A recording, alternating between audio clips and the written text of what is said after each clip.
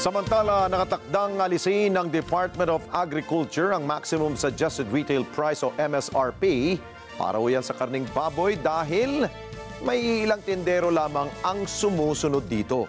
Ayon kay Agriculture Undersecretary for Livestock, Constante Palabrica, na ang pag-alis sa MSRP sa baboy ay i-anunsyo pa pala ito anumang oras mula ngayon.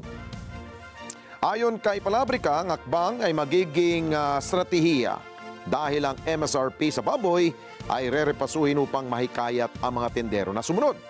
Magmula nang ipatupad ang naturang polisiya noong March 10, abay kinalungkot ng kagawaran ang mababang pagsunod.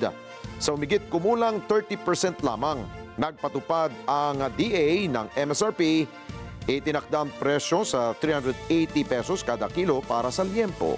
350 naman para sa kasim at pigi sa wet market sa Metro Manila at 300 pesos naman kada kilo para sa baboy na ibinebenta ng mga trader sa retailers, hindi kasamang supermarket at yung hypermarkets.